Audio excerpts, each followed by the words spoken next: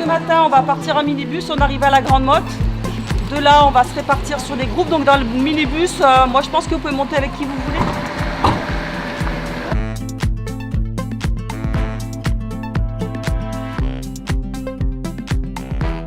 Bonjour, aujourd'hui nous sommes le 23 janvier 2025 sur la plage de la Grande Motte.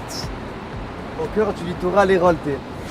Nous sommes des élèves en CAP Production Service en Restauration au lycée Victor Hugo à Lunel. Avec nos professeurs, nous travaillons sur un projet d'éducation en développement durable plastique à la loupe. Sur un documentaire, nous découvrions que l'on mange par semaine l'équivalent en plastique d'une carte bancaire. On va savoir plus. Donc nous, on va travailler sur cette laisse de mer. C'est ce que la mer va laisser en fait quand elle va remonter sur la plage. Bonjour Madame Colomé, vous êtes notre professeur de biotechnologie et nous souhaiterions vous poser quelques questions.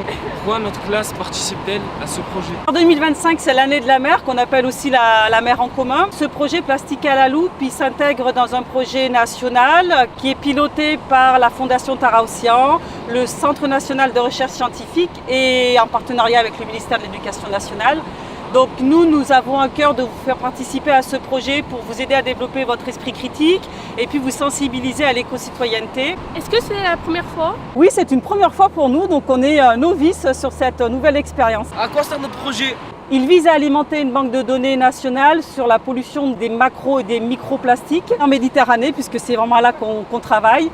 Ce projet va permettre d'alimenter une base de données inédite et ça va permettre de contribuer à l'aide à la décision politique. Êtes-vous content de participer et nous faire participer? Oui, avec tous mes collègues du lycée Victor Hugo, on est ravis de travailler avec vous sur ce projet, de participer à un programme qui est d'envergure nationale et internationale. Dans les rivières, le plastique, il y a des plus gros morceaux.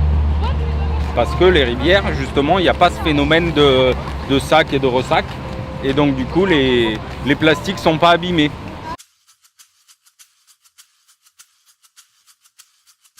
Tout d'abord, on va délimiter notre zone de prélèvement, sachant que cette zone, bien sûr, n'a pas été nettoyée depuis 2 semaines pour nous permettre justement de faire ces prélèvements. Donc on va partir de la première laisse et remonter au maximum de laisse qu'on aura. On va faire une bande de 100 mètres, donc il faudra mettre tous les chapeaux et ensuite on commencera les prélèvements. Donc on va délimiter un rectangle de 50 mètres de longueur sur 30 mètres de largeur. On a 2 étapes de prélèvement. Donc une première étape qui va consister à prélever tout ce qui est micro et mésoplastique, donc tout ce qui est inférieur à 2,5 cm. On va faire le long des laisses, des petits carrés de 50 cm. Ensuite, à l'aide d'une truelle, on va racler sur 5 mm de profondeur. Et tout ce qu'on va racler, on va le mettre dans une passoire qu'on va mettre dans un seau d'eau afin de pouvoir prélever nos échantillons. On est en train de voir, on est en train de remuer pour voir s'il y a des microplastiques. On va les trier, on va les classer en classes. Et ensuite, on va les répertorier sur un tableau qui nous a été fourni par la Fondation Tara Océan. Et ensuite, on va les expédier à cette fondation.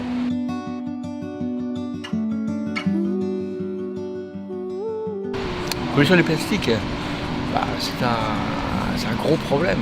Franchement, je ne sais pas, mais le diminuer sérieusement, oui. Par le carton, le bois, plein de choses qu'on peut remplacer. Pour cesser la pollution, C'est l'affaire de tous. ce qu'on peut constater, c'est que les jeunes seront beaucoup plus sensibles à l'environnement que l'étaient, ne serait-ce nos enfants qui ont... ou nous, quoi, bien évidemment. Et ils sont plus respectueux. Comment notre projet peut nous aider à réduire les pollutions plastiques? Il faut réfléchir avec la règle de 3R, réduire, recycler et réutiliser. On peut utiliser des contenants en vrac ou en papier ou en verre et on peut faire ses gâteaux soi-même et on peut boire l'eau du robinet et pas acheter les bouteilles en plastique. Réutiliser les mêmes sacs en plastique et ou les emballages en tissu. Protéger notre environnement et notre santé. C'est possible si on se mobilise tous ensemble.